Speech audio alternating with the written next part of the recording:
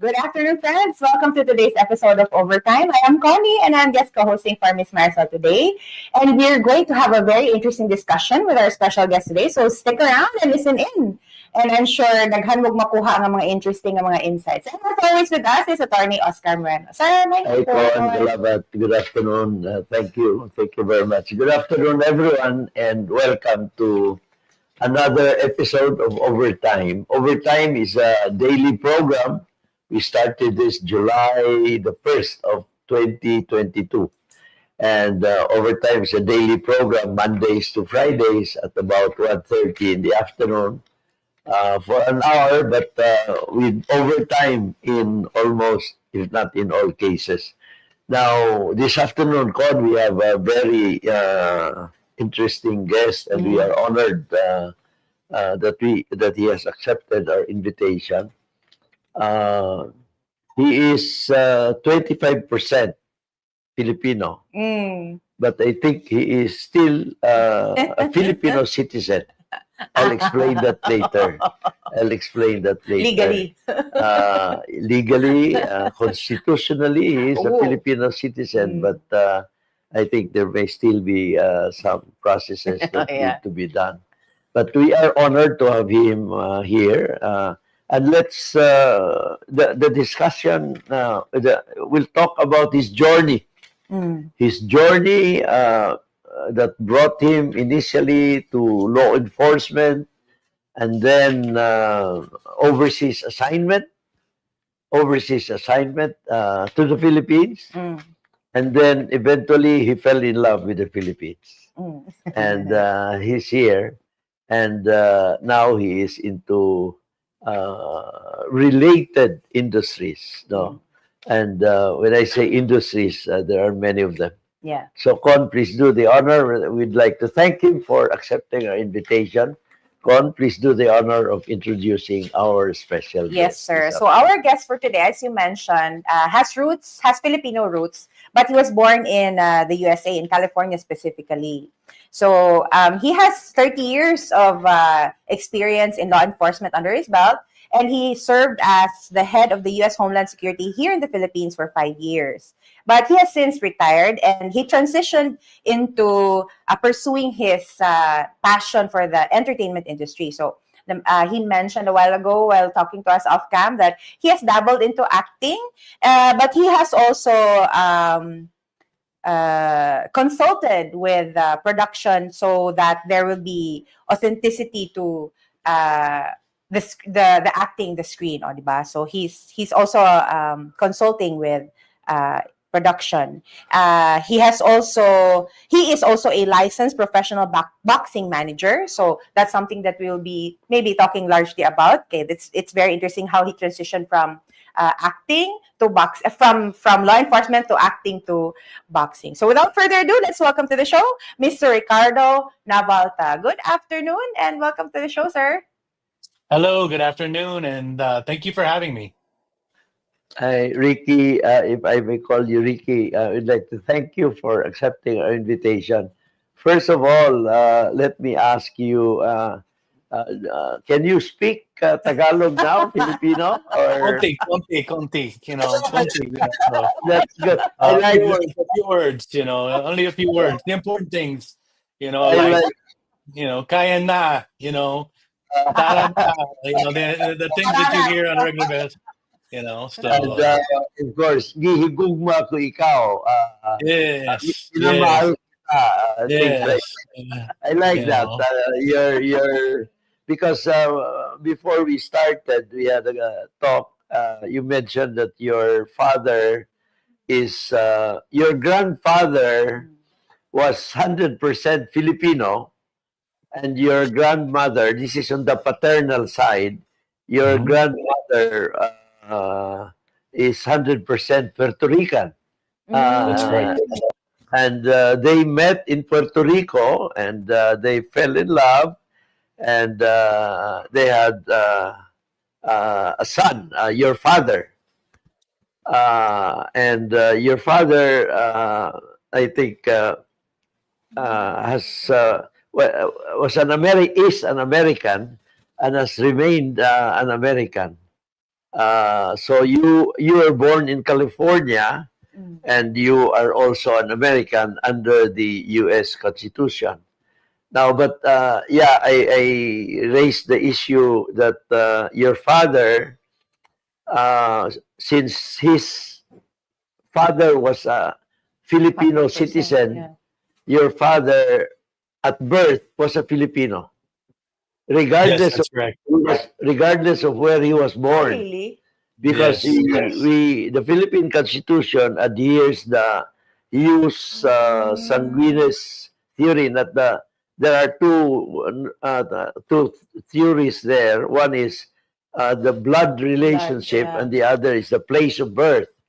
Other countries like the Mm. U.S. Mm-mm. they apply the place Place of of birth, birth. Right. and other countries like the Philippines we apply the blood. No, so if Mm. a child is born of either a Filipino father or a Filipino mother, Regardless of where they were regardless of born. where the child was born, Mm. the child is a Filipino at birth. Mm. At birth, no. Okay. So your father at birth already was a Filipino, Oh, but recognized. he has not obtained a Filipino passport. He has not claimed that.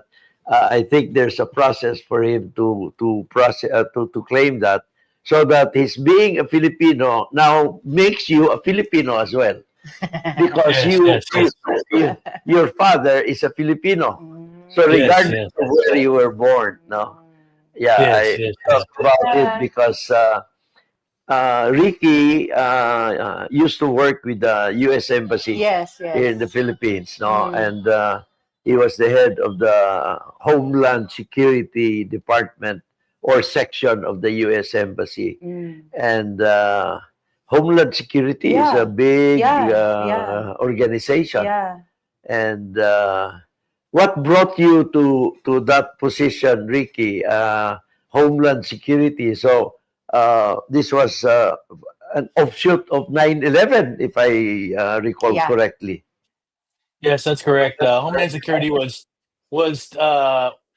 put together after the 9/11 attacks, Yes. and by President Bush at the time, and he decided that they wanted to relook at the way that we enforced laws across our borders, Yeah. and he felt that both. There were two different agencies. There was the immigration agency, and there was customs. And he decided that, why are they two separate agencies? Why aren't they working together? And initially, it was very difficult to take in because for me, I had become a U.S. Customs Special Agent, and Mm. that role was something completely different, in my Mhm. my opinion, than what Homeland Security would become. But Yeah. I will tell you this: after more than 20 years in existence, U.S. Homeland Security, in my opinion, that was a great idea. Like anything else, nobody sees it at the time, but I'll tell you what, after having worked through the transition and been had the opportunity to understand both immigration and custom sides of the border, I'll tell you what, it was a tremendous help in how we do business, how we conduct investigations, and how Mm. we deal with people. So Yeah. for me, it was like I said, in the initial onset of the organization was a tough change, Yes. because just learning immigration law in the United Yeah. States, or probably any country in Yeah. itself, is extremely difficult. Yeah. And so we had to learn how to do immigration investigations as well. So that was a challenge in itself. But I will tell you this: it opened so many doors for us. It opened a lot of opportunities for us to see things that we didn't normally see because we didn't Mm. share as much information as we should have. Yeah. And now that we became one agency, the sharing of information really helped uh, really build the foundation of Homeland Security. And even in my opinion today, and I'm a little biased, of course, but in my opinion today, Homeland Security is one of the best agencies to work for in all of the U.S. government. So Oh, yeah. Yeah. Yeah. And in fact, almost at par with the State Department, if I may add. Yeah, I mean the State Department that's a completely different type of animal, but they have a great that's a great job to work at as well. I mean, State Yeah. Department, you get to live abroad most of your career.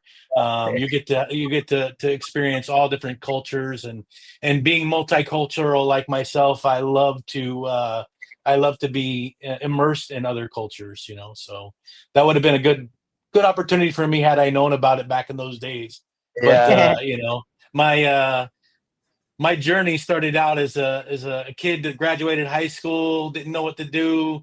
I'm either, you know, what am I going to do? I'm going to join the military, or I'm going to go into, you know, something else. And I just happened to have a friend who was in police work, and he told me, Rick, why don't you come out and see what it's all about? And I went out and saw what it was about, and I said, well, let me give this a try. So I went down and I took the exams, and sure enough, you know, at 19 years old, they gave this kid a chance, Yeah. and I became a police officer in Florida.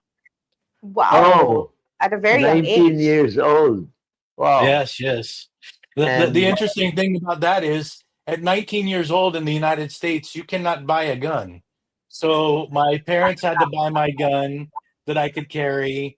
You know, it Yeah. was one of those interesting things that, you know, you can't go legally, you can't go into a nightclub or a bar because you have to Or be at drink. least 21. But here I yeah, am going into bars and nightclubs because that's my job, right? Yeah. So you know, unfortunately, you know, it's not like you can change that. But I think that was a benefit to them because you know, they saw a lot of hope in me in the fact that I was so young. So they yeah, gave me the opportunity to work a little bit undercover, and yeah, you know, that was kind of the the real path that started my journey is I started working undercover and working undercover as a young kid working in nightclubs, and I actually went to college, you know, like if you remember the old 21 Jump Street type of yeah, style yeah, of show, right? yeah. Yeah. So that was somewhat me. I drove a little you know, I looked like a little hipster, you know, kid going to school every day, and nobody knew the difference. But of course, they would later find out, you know, that I was working undercover or whatever it was, depending on the situation. But no, I went to college. I went to college while I was working, and I had a great opportunity, and that's what led me. Once I got my college degree, that's what led me into the federal system. So I had Okay. yeah. So I had worked for as a task force officer for U.S. Customs and for the Drug Enforcement Administration. Good. So after I graduated college, they said, "Hey, you know what? Why are you staying in the police department? Why don't you try to apply and join the federal forces?" And so that's basically how I got into the federal system and started working, you know, at a much higher level. Yeah, that's Wow. good. Yeah, I remember that movie, 21 Jump Yeah, Street, TV no? series. Yeah. Yeah, Yeah, yeah, you were yeah. like that. Yeah, I don't, yeah, kind of, you know. I said, it yeah, was very yeah, interesting because you know when you're a kid and I grew up in a you know, my dad is retired military. My Lolo was a retired military as uh, well, and my mom's father was also retired military. So uh, you grow up in a middle class family in the U.S. You know, like you're not really exposed to too much Mm, hardships in your mm, life, and then here you have to go out and play a drug dealer. You know, you're playing a yeah. drug dealer. You're playing that. You're involved in a game that you've never played before. You yeah, know, but that gets you into, you know, talk about on the job acting training. Right, you have to actually go out and Right, right. and tell a story about yourself and convince people that you're not a, you know, that one, you're not a police officer, and then two, you have to convince them that you're you know, that you're a bad guy. And sometimes I will tell you what, sometimes I've as the saying goes, I've put my foot in my mouth many times and had to talk my way out of it again, you know. So, you know, you got to be careful with what lies you tell in your Yeah. undercover. You know, you can't tell somebody that, hey, you know, I went to school at this place, and they'd be like, oh yeah, what's the mascot?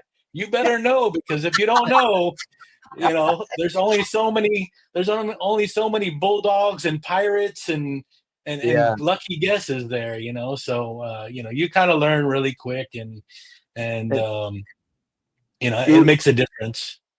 you had a good exposure in law enforcement. Started as a police, and then Yes. worked in drug enforcement and customs, Customs, and then in eventually the federal. in homeland security. And Mhm. you've been to many areas, and that's good. You have been exposed. How long have you? So you started at the age of 19. Mhm. The Now you have you're retired, but you're in your early 50s, still very young, Yes. no?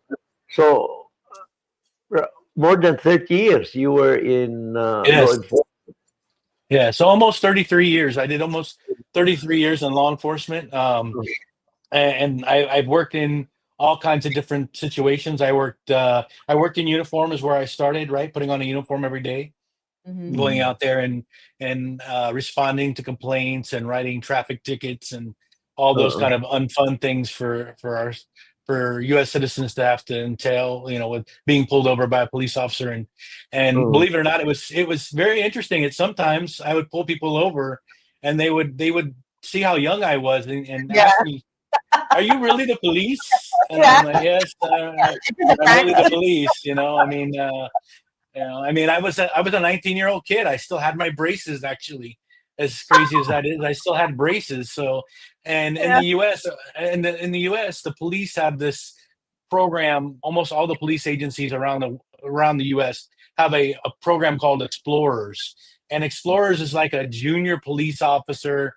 It's like a Boy Scout of police officers, and you go Mm-hmm. out and you can kind of learn about the job, and it's kind of like junior ROTC if you're Yeah, familiar with yeah, the military side of things. And so a lot of people would say, are you a police officer or are you an explorer? And I'd like, no, I'm a police officer. And so but it had its ups, it had its benefits too, because you yeah. could also blend in really well in the undercover capacity area.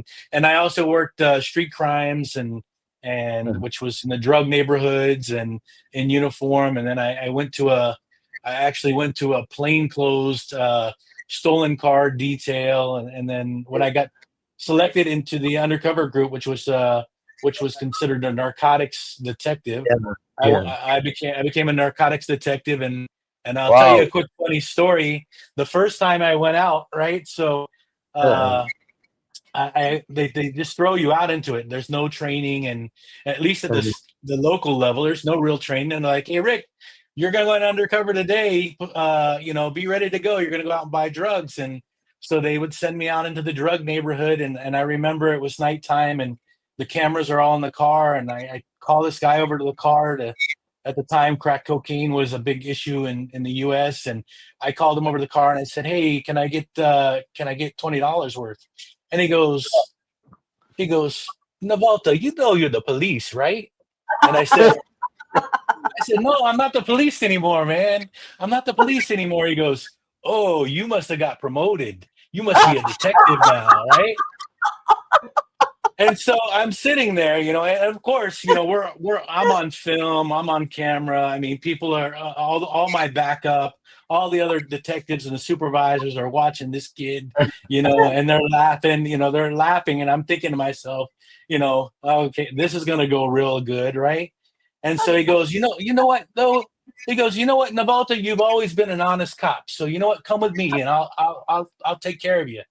And so he pulled me around the corner and he introduced me into some other guys who didn't know me. And he told them, hey, sell to him.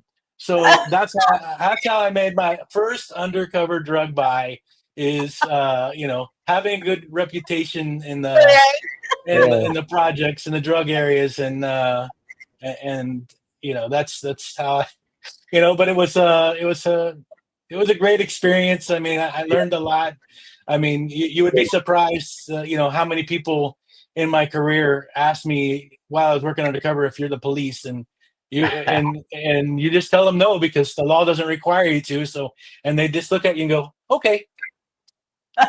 So If I may ask you, Ricky, how tall yeah, are yeah. you? How tall I'm are not that you? I'm not that tall. I'm only 5'8". But Not I'm, bad. Not bad. I guess I'm considered average height. So Yeah, yeah, yeah. And uh, of course, the police officers wear tights, and uh, you yeah, you you were also on horseback or no? no, no, I never did horseback, but yeah, I know. I Which, did have an opportunity to ride a bicycle when there was a thing called community policing where police yeah, Mm, officers rode bicycles around for a little while. I did get the opportunity to do that, but I would tell you that that wasn't very fun actually. yeah. Which It's hot. part of which part of Florida did you grow up with? Mainly Central Florida around Orlando. If most people are familiar with that, actually, the Yeah, city I grew up in is called Melbourne, but very few people know what Melbourne is. They always think Melbourne, Australia. So, yeah. but Melbourne is the beach side of Orlando. Oh, that's good. So you have a good view. Yes, Uh, yes. So I was very fortunate to grow up around the beaches, and yeah. I actually grew up in an area where, I enjoyed surfing and everything else like that. So, Um, it was a great opportunity to grow up and be 10 minutes from the beach every day to go surfing or enjoy the ocean air. yeah, but that's also part of the area where typhoons usually yeah. pass through, no? Yes, yes, Uh, yes. Well, the- actually, we were pretty lucky. I mean, that in the area of Melbourne or that Central Florida area is where they yeah, also have NASA. So NASA's there in Cape Canaveral, and yeah, actually they built NASA specifically there because the typhoons, as you call them, but Oh, we call them hurricanes, as yeah, the hurricane. hurricanes come through, uh, there's a change in water temperature that generally will not allow a direct hit Yeah, in oh, yeah. the area of Cape Canaveral. So Mhm. so we were pretty fortunate. Not to say that we didn't get hit regularly. I mean, I'll be honest with you. I was one of those kids out surfing when I shouldn't have been, waiting for the hurricane to come because that's when the waves were the biggest. yeah, And I was also a police officer during that time, yelling at kids to get off the beach. That I was once them, right? Yelling to get off the beach, go home. You can't be on the beach anymore, and things like that. But yeah, but I mean, I've had my share of hurricanes. That's definitely for sure. yeah. Incidentally, in your assignment in Homeland Security here in the Philippines, you've had, uh, I would say, good performance, Mm. Ricky. I read some news articles, some excerpts, Yeah, uh, yeah. Thank you, thank you. Yeah, and I was very fortunate. I mean, Homeland Security here has a very good reputation, a very good working relationship with all of the local law enforcement, PNP, NBI, uh, the Bureau of Immigration, the Bureau of Customs, all of them, because we handle so many different things. Homeland yeah, Security handles anything that crosses U.S. borders. Mhm. yes, So, and a lot of it, unfortunately, um, coming out of that we dealt with because of the internet was child exploitation. So Yeah, yeah, unfortunately, especially I was here during their pandemic, and especially during pandemic, a lot of people were online. A lot of yeah, people yeah, were in need of money, and yeah. we were exposed to a lot of cases where American citizens were engaging with Filipino parents who yeah, were unfortunately, providing explicit material of their kids to make yeah, money. So Yeah. we did a lot of that.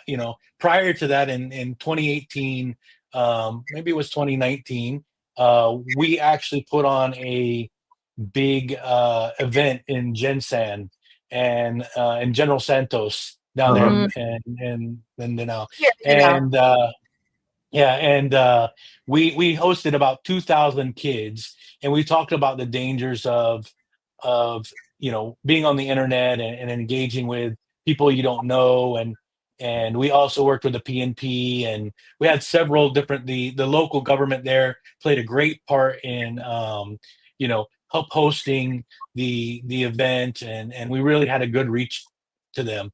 It was just unfortunate that shortly thereafter we would be shut down in those kind of events because of the Yeah, pandemic. yeah, yeah, yeah. yeah. You worked with then Mayor Rivera of Gensan. Yes, that's Nice correct. guy. Nice Yes, guy. yes.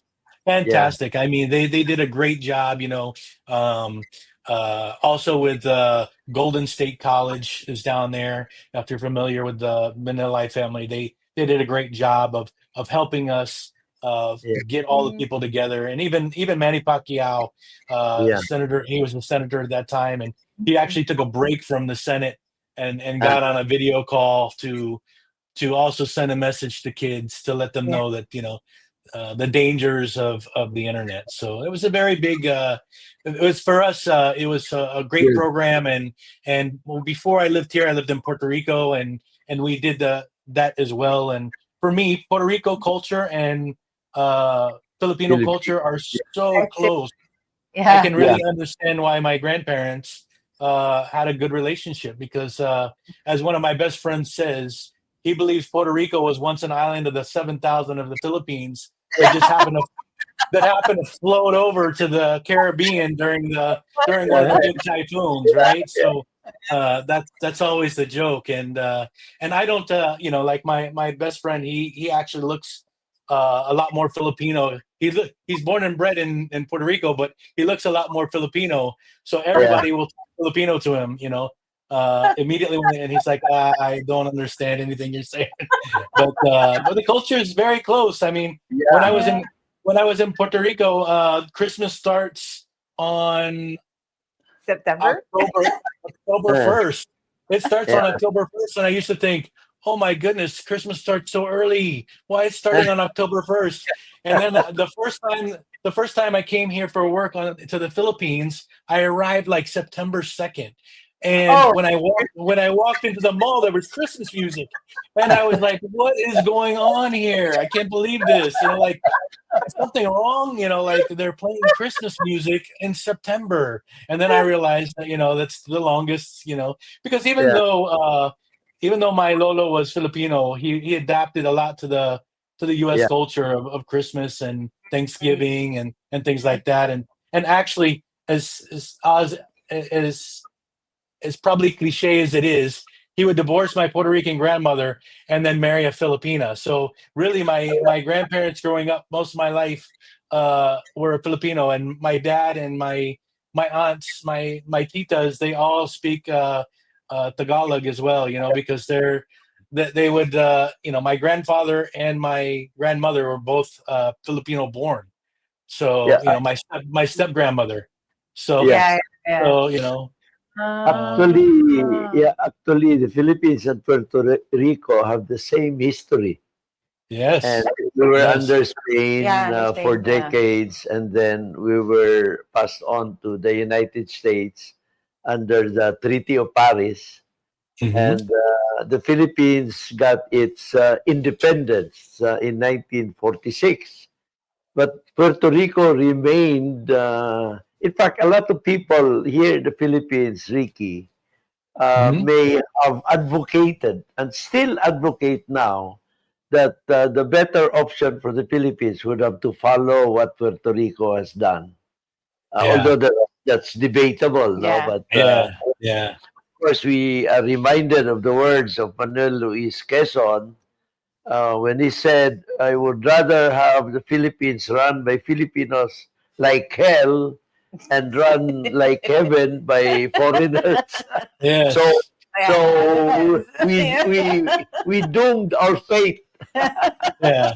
Well, I will tell you this. I will tell you this. I think that, like, and not to get into that kind of topic because it's a very long topic to talk about. But Yeah, personally, having lived in Puerto Rico and having lived here, I will tell yeah, you that I have to commend Puerto Rico for having held on to as much of their culture as they have. If yeah, you if you if you notice, Puerto Rico still participates in the Olympics as Puerto yes, Rico. They yes, still participate in the Miss Universe pageants as yes, Miss Puerto for Rico, sure. right? So they're very, even though they're very much Americanized or Yeah, Westernized in that way. Puerto Ricans are very strong cultural. They're very yeah, strong in their culture. They Yeah. still Yeah. speak Spanish. They don't want to speak English. you know, Yeah. I will tell you this. I have less nosebleeds here in Philippines than I did in Puerto Rico. In Puerto Rico, I was trying to speak Spanish, every day, trying to get a point across or to talk, and I'll tell you what, I mean, my head was about to explode sometimes. But and I'm sure you guys know that because it won't be too long before you're gonna say, "Whew, I'm glad that one was over." That's a lot of English. Yeah. But of course, American baseball has been dominated by Puerto Ricans. Yes, yes, Yeah, And the yes, for American. Filipino. sure. Yeah, Yeah, and actually, more Puerto Ricans now live stateside in the mainland of the U.S. than live in the actual island of Puerto Rico. yeah, So, I Mm. mean, and of course you have J Lo. yes, yes, yes, of course. Okay. Yeah. Yeah, yeah, Yeah. yes, Now, your exposure in law enforcement in many areas of law enforcement as a policeman, and then got involved in drug enforcement, in customs, really had given you a very wide and Yeah. extensive a view of law enforcement. So really, that's that. I'm not surprised why Yeah. you had been consulted in the movies and cinema and television shows with regard to law enforcement yeah, topics and scenes and all that. No, so yeah, that's yeah, very absolutely. interesting. Absolutely. Yeah. Very, And I also was part of in the local level, I was part of what they call SWAT, special weapons and tactics, right? So yeah, I was part of a team that did SWAT. So I'm very familiar with, the tactics and the special yeah, weapons that a lot of people do. As mhm, well as on the federal side in the special response team, which is a federal version of SWAT. And so a lot of times people, when they're throwing when they're doing movies, yeah, uh, what really kind of what I enjoy doing is kind of giving them to make it look real, make it look realistic. Because yeah, of course, some movies they're just not going to look realistic. A lot of the FX and all those kind of things, it's just Uh, difficult to do. So why not at least do the simple things you can, right? Like don't throw a grenade, for example. Don't throw a grenade with a pin in it because when you throw the grenade and the pin's still in it, everybody's going to look at it and go, "Well, that shouldn't explode." But most people aren't that detailed. But for me, I'm about the details, so I always tell people, to make sure you pull the pin out and then throw the grenade, make it look yeah, realistic. yeah. I would imagine watching movies or scenes on television that don't depict like realistic scenes. You'd go, "Oh no!" Yes, yes, It would yes. take away the enjoyment. Yes, yes. I mean, sometimes it's just like the way that they walk and the way they talk, and I mean, they've gotten a lot better. A lot, especially Hollywood has gotten a lot better with hiring Yeah. law enforcement consultants Yeah, and some of the movies but some of it they'll just tell you, hey, it's Hollywood. We want to make it that way. We know it's not going to look real, but we want to make it that way. You know. Yeah, So yeah, I would imagine when you were like 19, when you started, you had to have like a level of maturity that was beyond your years. So because you had such a lot, yeah, I'm sure you handled that pretty well, considering that you lasted more than 3 decades still in your, embraces. yes, yeah, yeah, yeah. Well, I will tell you, growing up, having had,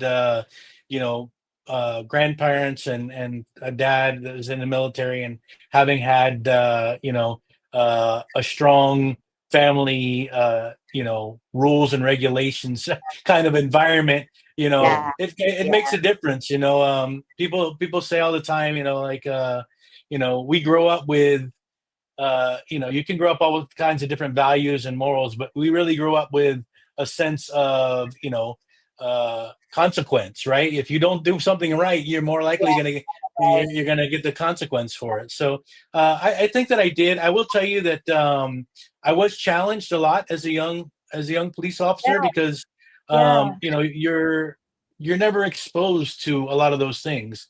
The first time you see somebody with a gunshot wound, the first time that you're in a situation where shots are being fired, you really never know what life is, what you're gonna how you're gonna react. And my brother, who is also who didn't go in law enforcement, but he was a U.S. Army Ranger.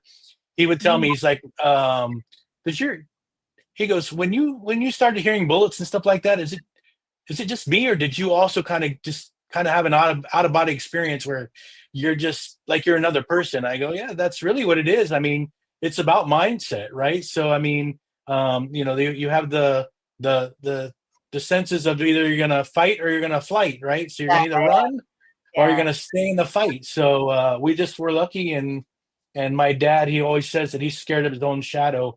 He doesn't know how he is. A Oh, kid that went in law enforcement, and my brother, who's also his only other son that we know of, he's yeah. that we know of, he was a stuntman in the movies also as well, but he was also an Oh, Army Ranger. So my dad always says, he was a secretary in the military, and he's afraid of his own shadow. I go, well, Dad, I said, since we have two different mothers, I'm pretty sure our uh, danger side comes from you. So, but yeah, yeah. because you were at the prime of your youth, and you were involved in undercover work. You were exposed in, the not so nice stuff in the world, and yeah, it mhm. it must have taken a lot of discipline and a really strong sense of, self and morals and values that have taken you through your whole Mm. career. And I think that's one of the things that's very commendable Yeah. about you. Yeah. Thank you, thank you, thank you. Yeah, I was very lucky in the beginning of my career. I had a retired New York police officer actually as one of my training officers, and I one see. one one and Yeah. one thing that he taught me and he told me in the beginning of my career was, don't let yourself stay in one box. He said one thing you need to do is you need to always learn other sides of the job. You need to learn other positions, whether you want to do those positions or not. You need to learn them and take from people, everybody you meet, take something that you like from them and take something that you didn't like about them and apply it to your life. And really, just having, I tell people all the time, like, mentors are huge. Whenever you have the opportunity to mentor somebody, or now it's become a big business and people are getting paid a lot of money for it, but just being able to mentor and pass along your experiences can change people's lives. And Yeah. I often tell people that my Lolo, he snuck into Lungapo when he was younger, and I don't even believe he was 18 years of age, but he was able to sneak into the U.S. Navy. Wow. Um, and as a Filipino, he was able to become a U.S. military man, and he didn't actually get his U.S. citizenship until I think Much around older. 10 years after he had already served. It may Mm, have even been longer than that. He was still a serving. He was a Filipino citizen serving under the U.S. Navy.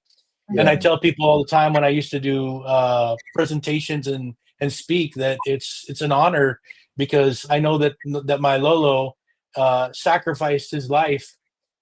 He's still alive. I mean, he's not alive, but he didn't lose his life in the military, but he Yeah. sacrificed himself to join the U.S. military.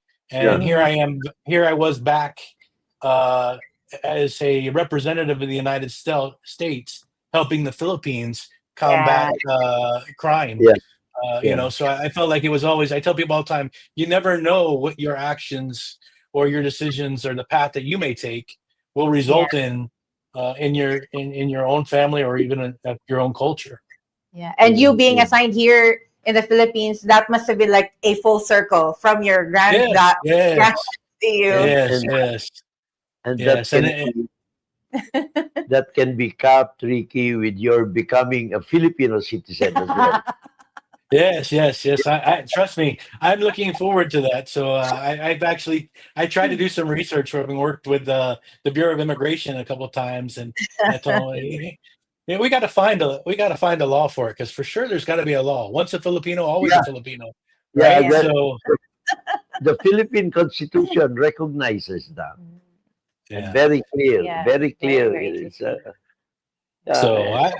I tell people all the time, I'm proud of my culture. I'm proud of my background, and I often talk to people about, when they say, um, "Oh, but you're American," and I always tell people, America is a melting pot of all kinds of people, Yeah. and Yeah. so true Americans are actually Indians, and Yeah. and not a multitude of cultures that are actually Mm. there. Everybody was an immigrant just about at one point or another. Their family was. So I Yeah. tell people all the time that, and just because you don't just because you're born there doesn't make you that Yeah. Yeah. from that Yeah. background and that culture. So Yeah. Yeah. That's right. And it's So, talking about your yeah. consultancy firm, actually, you're not limited to Philippine movies. You can yeah. also do Asian movies, Mhm. especially, of course, SEAL-like operations, no? Yeah. SWAT Mhm. operations. Yeah, Yeah. Yeah, yeah. yeah, yeah. Yeah, so I actually have a goal. I have a mentor in the United States who's a uh, well-known producer. He's Mm. produced over $1 billion in films. Wow. They've been very helpful in helping me out and kind of learning the role of being a producer. I really find and the director that I'm friends with is Enzo Williams is his name, and he's also a Filipino American. And Enzo Mm. Williams and I have the same philosophy. Like there's so much of the Filipino culture and so much of the talented Mm. Filipino people that we can share with not just the United States but Yeah, everywhere around the world. And people, Mhm. people see that. I mean, people. I talk to people all the time from all over the world, and whether they work as an OFW or they've been yeah, experienced yeah. with a Filipino anywhere, I've never met anyone, and I can't remember, to be honest with you, anyone who has never said, "Oh, they're Filipino, man. They are the best culture. They are the very hospitable. They're very nice people." Like I've never Mm. heard one negative thing, and they usually don't even guess that I'm Filipino. So it's one thing because of course you're always going to say something nice about the person that you're Yeah. around. But Yeah. they don't know, so they just so it's interesting to hear, oh, Philippines is really nice, but still a lot of people have a lot of misconceptions of the Philippines, and Yeah. Mm. they still think that we live in huts here sometimes, and things like that. Yeah. Ricky, by the way, can you talk about this Enzo project that you're having? Mm. The Yes, movie. yes, yes. The movie? It's a So movie?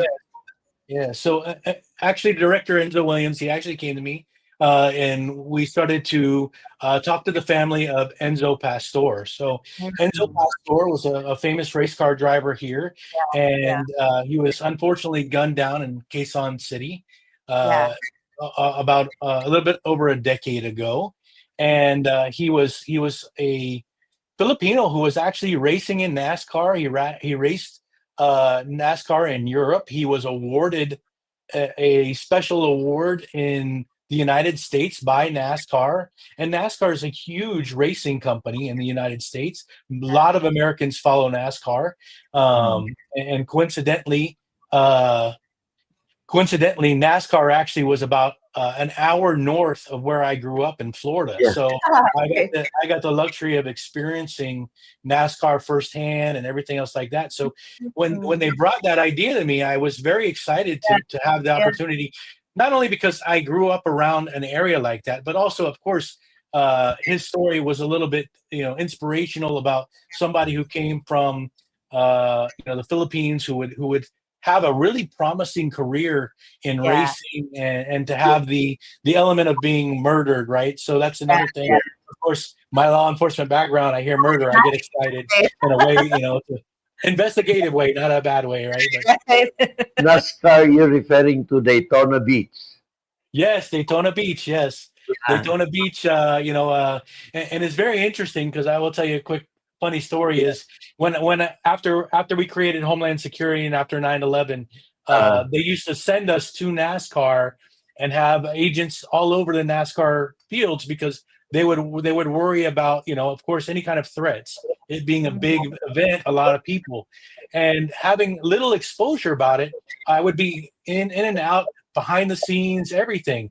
And I used to think to myself, there's people in a very expensive RVs in the what they call the infield, which is the middle of the racetrack, and they would Mm. literally have TVs set up, watching, sitting on a couch outside their RV. The TV would be on the RV, and they would And be then you watching it on going around them. TV, and it's just going around them. And I would think to myself, what is wrong with these people? Like, what? They're spending a lot of money to be on the infield, and they're watching it on TV. So I would quickly learn that it was about a couple things. One, it was about being there, right? So they could say they were actually there. And then two, they like the sound of the cars Right, going right. around That must and have been so everything else like that. deafening. Yeah, Yeah, yeah. Yeah. yeah. So yeah, I was very, where I grew up, I'm very fortunate because I was not far from all the Disney attractions, all the Mm. MGM studios, uh, you Yeah. know, all the Universal Studios, all that other kind of events in Orlando. I grew up with NASCAR in Daytona Beach, where we would not just have NASCAR, but you would have the big motorcycle festivals every year there, in Daytona Beach. Bike Mm. Week and all those big Mm. festivals. And then I also grew up in close to NASA, so I would be able to see space shuttles go off. I mean, talk about just having a lot of great experiences, Yeah, Yeah. and then getting to do it. In fact, I will yeah. tell you something that after 9/11, they also required somebody from Homeland Security to be in the launch tower during shuttle launches. And I actually had the opportunity to sit when they're Oh, counting down, cool. That's so cool. 3, 2, 1, and then the whole building shakes and the shuttle starts going up, and it's a great experience to having lived in that area, and experience all those different types of things. So I think those all, really exposure. I tell people all the time, like when people ask for advice about raising kids in the U.S. and things like that, and I always tell them, get them exposed to as many cultures as you can. Get them Yeah, Mm. exposed to everything you can, yeah, because it really makes you more worldly. yeah, yeah. Yeah. Yeah. And Oh, have you tried or have you dabbled in acting or like stunts? Like you mentioned, like your brother was into was a stunt double at some point. Have you ever? Yes. So my brother, he was a stuntman, and he had the opportunity to be in several different movies, as well as the only TV show that I know that he was in was Prison Break. If you remember that show.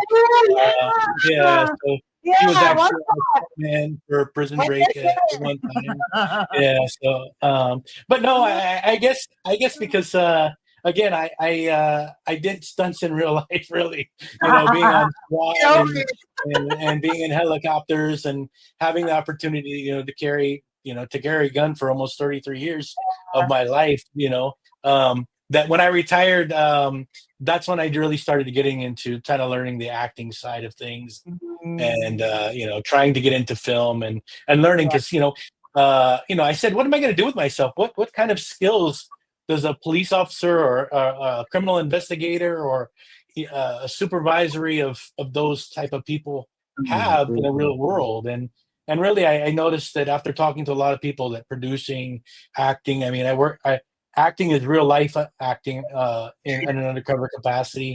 Producing, I mean, we would put on big operations with hundreds of people, so producing and making sure all your T's are crossed and your I's are dotted, and all the yeah. things. And it's very important in producing, and knowing too, when you're producing, that, oops, there's a Pepsi can in this shot. We got to get that Pepsi can out. Why? Because we didn't get permission from Pepsi to use the Pepsi can, or just yeah, different things like that that you don't really look at. You really yeah, have to be able to dissect them. And having worked in an atmosphere like with the child exploitation, sometimes we would find a hotel room, and we would only have the picture of the hotel room, and we would yeah, have to take and dissect the picture of the hotel yeah, room to figure out what area it might be in, what year it might Wow, be, like, just like you in know, the movies. yes, just like in the movies, just like in the movies. So, you would Ah, have to do a lot of that kind of thing as well. So I saw that that was a good role for me, and I still do consulting. I mean, I'll be honest with you. Most of the consulting that I'm asked to do, having had worked at the embassy, is can you help me get a visa?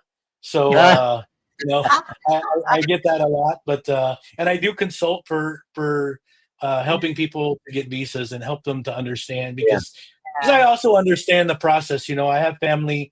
I still have family here in the Philippines, and they all want to go to the U.S., but not all of Mhm, them meet the requirements to get the visa. So mhm, I always help them to understand like what you need to do and what's the important part of when you apply. And I tell people all the mhm, time, don't waste your money. You're wasting your money. You're spending 108, 10,000 plus pesos for a mhm. visa before you do your research. You know, learn, Yeah. look and do your research. Make sure you can actually 10,000 to most Filipinos is not a dollar, right? So, Mhm, Yeah. I tell them stop wasting your money and take the time and do some research. Get on YouTube or get a mhm. consultant Yeah. and ask the Yeah. consultant to help you through it. So, I do that kind of thing as well, and really I kind of just dabble in everything. I mean, we talked about earlier. Yes, I do. I'm going to give a shout out for your WBO international champion, Charlie Mm. Suarez. Charlie Suarez is a Filipino. He's Yeah. also an Army soldier here in the Philippines. He's a fantastic boxer. He's won every match that he's an undefeated boxer, and Uh-huh. we had the I am the I'm very fortunate to have been given the opportunity, along with several others, to be able to go to the United States with him and watch him perform, and that's all thanks to my relationship with him and Chavit Singh Song, Gov Chavit Singh Song, Ah, okay. having brought Charlie Suarez in, and I mean, he's very good at identifying talent. I mean, obviously Manny Pacquiao, right? And Chavit Singh Song being close, and Yeah. Mm, and he saw the potential in Charlie Suarez, and he brought me on board, and he said, "Hey, Rick, I've got this boxer, and would you be interested in helping me promote him?" And so we did, and I'll tell you what, I'm very, he's a great guy, very humble guy. Yeah, there he is, right there on the screen. Very humble guy, and that's his coach right there. You can see his coach Delphin, another mm, army army veteran as well, and still currently mm, with the Philippine Army, and those guys. I mean, they represent the Philippines, in a way that just I don't, just so you know, I do it for free. I don't do, I'm there beside their side because I believe in helping good people, and they're great people, and they have great Yeah. Charlie has such great talent. So I'm hoping that you know mm. unfortunately, as I tell people all the time, we need to really help promote him because most people, if you ask, do you know any boxers in the Philippines? And they'll say, yes, of course, Manny Manny Pacquiao. Pacquiao. Can you name another boxer in the Philippines? And they go, no, right? And so, unfortunately, I think that we need to try to help Charlie get some good recognition. But now that he's the WBO international champion, we're hoping that he'll fight again here soon, maybe by March. And that's how I got into boxing promoting. I mean, thanks to Chabot Singh Song, he told me, he said, "How do you feel about doing boxing promotion?" And I said, "Sure, get into it. Let's do it. Let's make it happen. If I'm helping a Filipino, then Yeah. I want to do it." So that's how I got into boxing promotion. I'm a licensed boxing promoter in Arizona. I'm also a licensed boxing promoter. I'm sorry, boxing manager here in the Philippines. And I am very thankful to both Chavit Singh Song and Charlie Suarez for giving me the opportunity to be part of their team. So yeah, Yeah. as you can see there, you know, man, I Mm, tell you what, that kid has real heart. and I can say he's a kid because he's younger than me, of course, but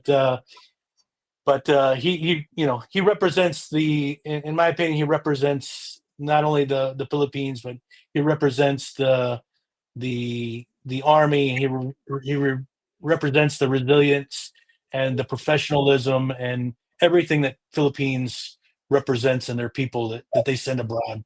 Is he still an Yeah, active? where was that, Ricky? That So that picture, that first picture, I think was when we were fighting in Corpus Christi, Texas. yeah. I think that picture is from Corpus Christi, Texas. His Mhm. last fight was in his last fight where he fought for the championship belt was in Glendale, Arizona.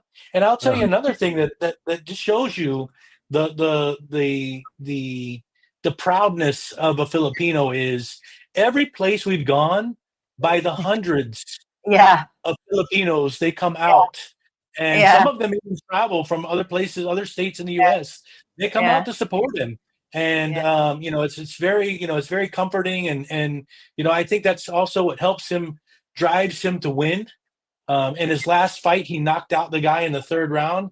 He was fighting a Mexican, and right now we're asking Top Rank to give us a big championship fight. yeah, yeah, Give him an opportunity to fight on a level that he deserves, and Mm. so we're hoping we can see some of that happen, and there's a lot of you know there's that's one thing that I can honestly say that I've been here that I can yeah. say is there is Where, no shortage of talent here in the Philippines. yeah. Yeah. Where is he based now, Ricky Suarez?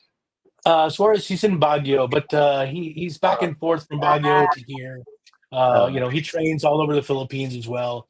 yeah, Thanks to Chavez Sing Song, he's able to help him train in different locations, different climates. Mm. Obviously, it takes a big deal to, I tell people all the time, they really don't understand that the United States is either 12 hours or 15 hours behind the Philippines in Mm. yeah, in, in the time difference. So, imagine somebody has to train to not only do it, we get up, we're used to the times of sleeping at Yeah, nighttime in the Philippines.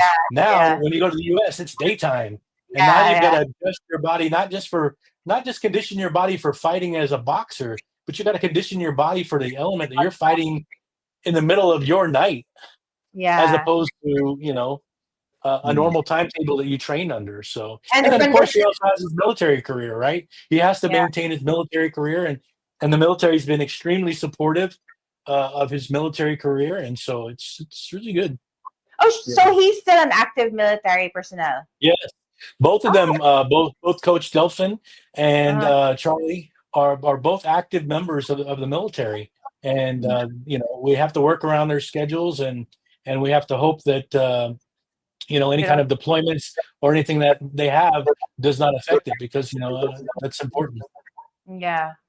Oh. that's good. That's Hmm. good. And who else are you grooming for professional?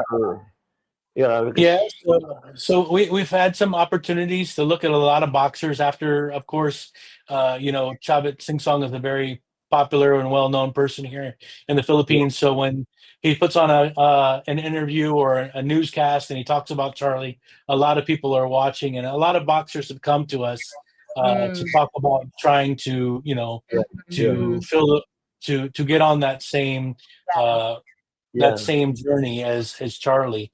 I have a female right now, a female boxer who is her name is Carlene Rivas, and Mm. she's a very good boxer, and she's a female.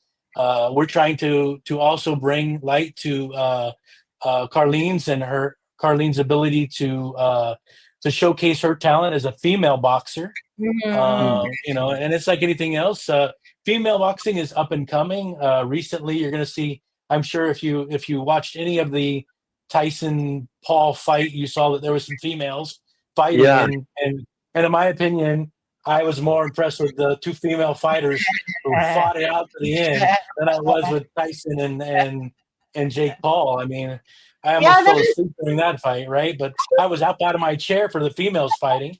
So I I mean, recently there was an MMA Filipina MMA mixed martial artist that won. I'm not just sure what her name was, but I think I saw that recently Yeah, in the news. and mhm, we yeah, have, in fact, in the Olympics, in the last two Olympics, Filipina boxers did well. No, generally, mhm, they did well, and mhm, uh, it's good to know that women Mm. boxing is getting popular also in the North American market. Ricky, good to yes. I know. mean, yeah. I mean, it's very important to it's really important to showcase and give opportunities to Filipinos Yeah, who sometimes wouldn't have the opportunities, and I often am reached out by social media as to people who are looking for opportunities, and I always keep them in mind, and like I said, I was very happy actually to get Carlene's Rivas, who came to me and said, I'm a champion as well, and I would like the opportunity to fight, to showcase my talent as well, Yeah. and I've been working to try to get her to some fights in the U.S. It's just very challenging, still, even unfortunately as it may be. The world of female boxing is still very hard to break into and to break into that. But she's a great professional boxer, and again, a very talented young lady who has a lot of um, you know uh, endurance and a lot of just good all around fighting ability and talent that Mm. that we try to showcase. So there's a lot of again, like I said earlier, there's no shortage of talent in the Yeah. yeah, Philippine culture. I mean, and we just need to find. I often believe this as well, that you know um, people all are born with a talent. It's whether or not that talent come if you're able to identify yeah, that talent as you're growing up, as you're able to, and so sometimes it's about giving experiences to people and to kids to play soccer or to play Yeah. basketball or to sing and dance, and one thing I think is important is that we continue to promote those kind of programs and promote it, because there's a lot of Filipinos that are really doing well all over the world, whether it be comedians or actors or actresses, singers, Joking. songwriters. Yeah. Yes, I mean, there's a very famous cinematographer, Filipino as well. There's so many different people that we could sit here probably for another hour and discuss all the Filipino talent in the movies that there is. So it's a lot about doing that as well. So, um, I'm very, I love this place. I love the Philippines. I love Filipino culture. This is home for me. Maybe one day we'll have this conversation again when I'm telling you, when you're asking me, so how does it feel now to be a Filipino Yeah, citizen? yeah. So I would love to have that. I would love to have that conversation with you again one day when we look at some of the processes and try to make that happen. So, well, if you eat balut, you're halfway there. well, I will tell you this. I will tell you this. The first time I tried balut, I was a little nervous, but I did it, of course, because hey, look, what kind of person who has Filipino blood is going to tell you I'm not going to eat balut, right? So, of course, Right. I had to eat balut, and in actuality, I, I I don't eat the entire. I still have an issue sometimes with the head, but I do eat balut. I will eat balut on a regular basis. And a little salt, and for me, Yeah. I'm You're okay with it. So, yeah. Your So, grandfather was from where in the Philippines, Ricky? so my grandfather is the roots stem into the Ilocos. ah, So yeah. So okay. actually, I've been trying to. So we have roots in Ilocos. We have roots in all Central Luzon. I'm often told that there's Navalta families, also all very far north in the island. And actually, I did a genealogy thing. I did this thing called Ancestry.com, where I did Yeah. results, and it actually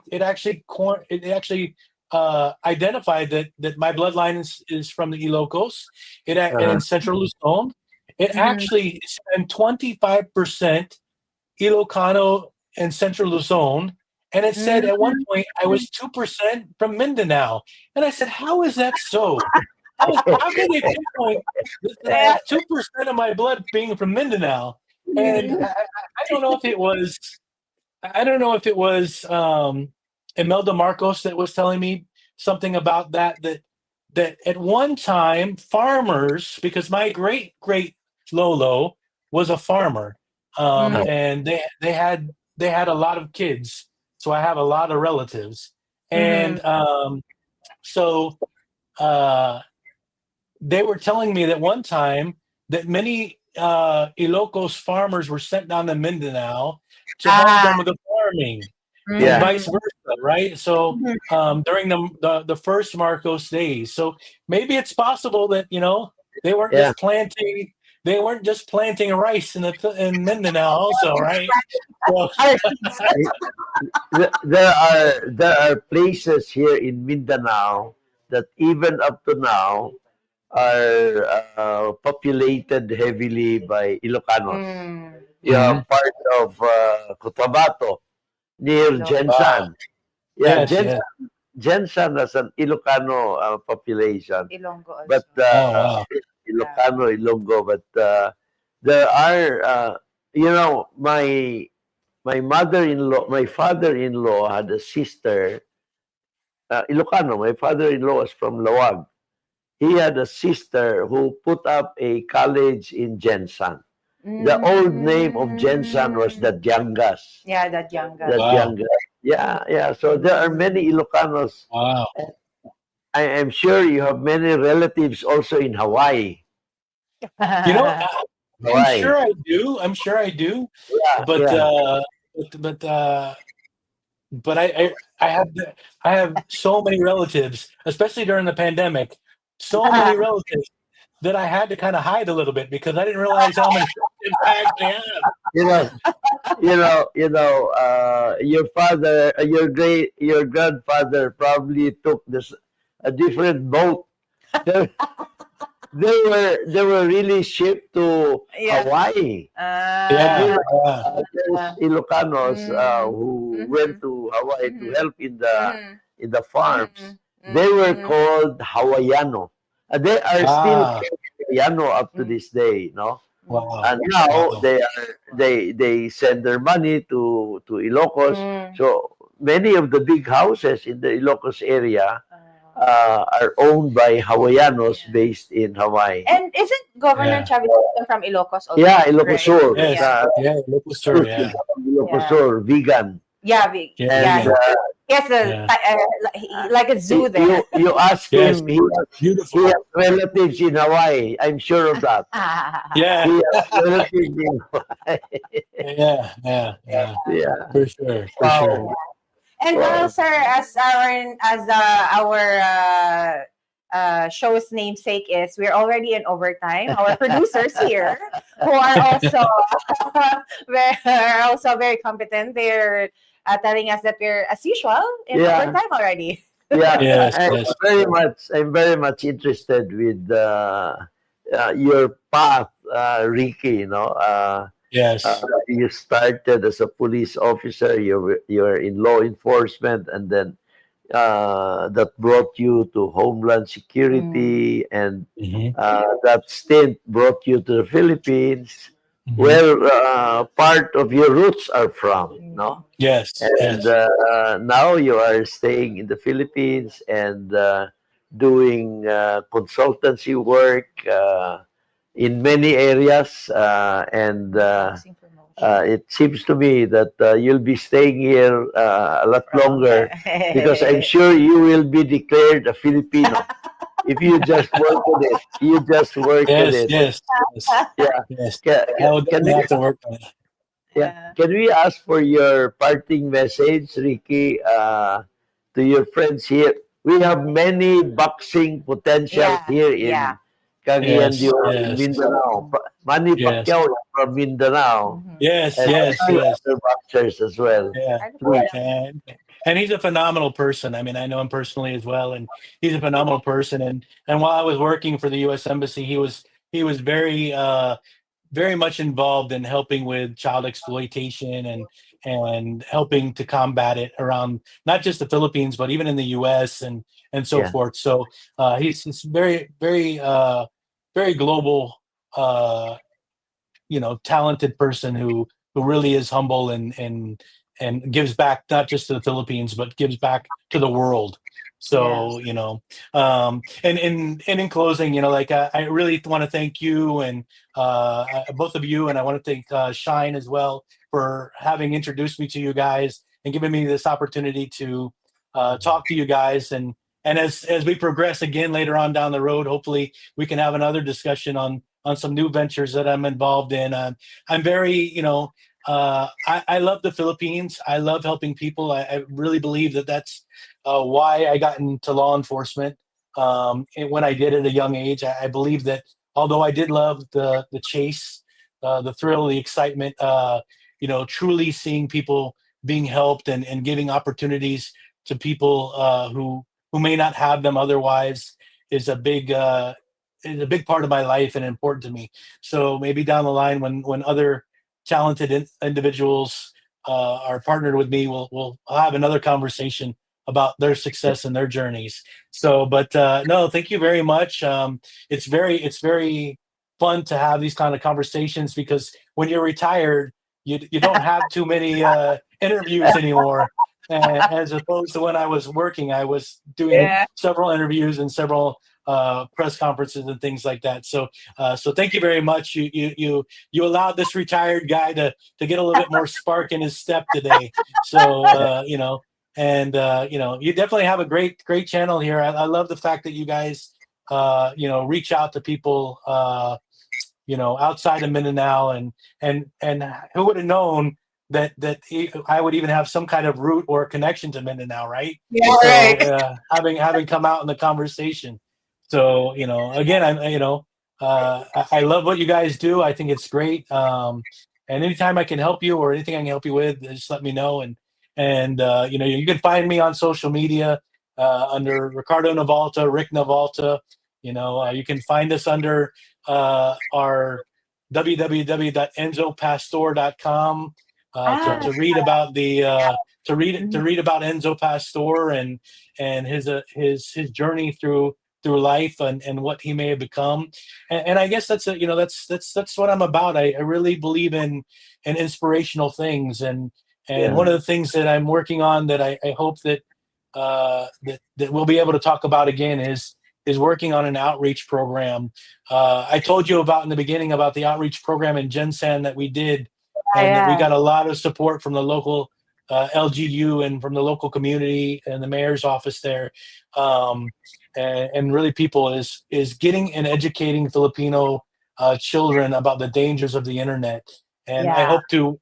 I'm currently trying to work with a couple people on organizing a nonprofit organization that will uh, allow us to go out and do presentations to our kids, to our LGUs, to really educate people to because it's an important part of our culture, and we want to make sure that uh, we offer some sort of education, some sort of outreach, yeah, some sort of support, because that's one thing that I will tell you in my career that's the hardest to deal with of all the different aspects of my career is seeing children hurt, whether it be Yeah. through child exploitation, through accidents, through different things like that. So hopefully we'll have an opportunity to talk about that in the near future, Yeah. and we'll also be able to include you in the outreach program itself. So Yeah.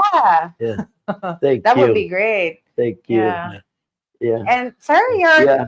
Thank you. takeaway for this Yeah, episode? Ricky, at the end of every episode, my role is to give my takeaway, from Okay. this episode, And I have a very, very interesting takeaway, which is, having known you, and of course, your path brought you to the police work at a young age, and indeed you were quite young for that kind of work, but you did well, and of course you joined the federal government, and having joined the federal government, you were given opportunities, not just in drug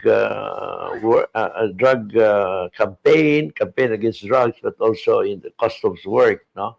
And Homeland Security was established precisely to respond to the global threat of terrorism.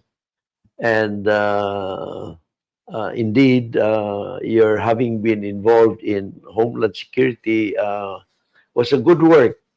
And you have, I'm sure you have in many ways helped ensure that peace would reign in our land, and of course in the US and in the world as well, no?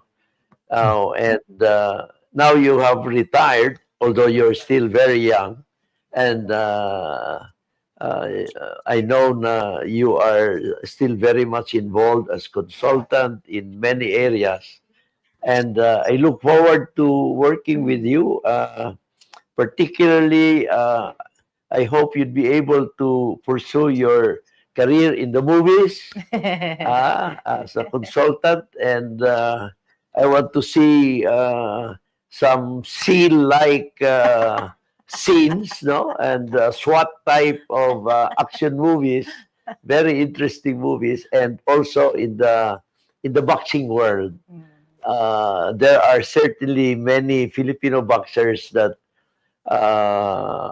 just waiting for the exposure internationally. And I hope you'd be able to give them the way to the door, no, in international boxing. And I am very much amazed by your advocacy for the protection of children. Yeah, yeah. And that's really very noble and very noteworthy. Yeah. So, Ricky, good luck to you and to your career and to your advocacies. Yeah. And next time, whenever you're here in Cagayan de Oro, do give us a ring. Yeah. And Shine will be, of course, uh,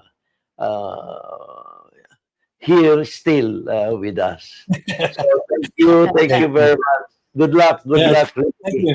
Thank you. Yeah. Likewise. Likewise. Thank you again. Great. Thank you very much, Attorney. Thank you very much Thank for being with us this afternoon. And if you guys want to rewatch the show, you can do so here on our Facebook account, or you can check us out on YouTube and TikTok. We have our specials dito. Ang atong mga food vlogs na dito, dance moves ni Attorney Oscar Marano and Kagad Amy Marano. And of course, the legal tidbits will never stop, of course, with Attorney Oscar Marano. And that's it for us today, Attorney. Again, thank you very much. Ricky, thank you very much. And we wish you Thank you. luck.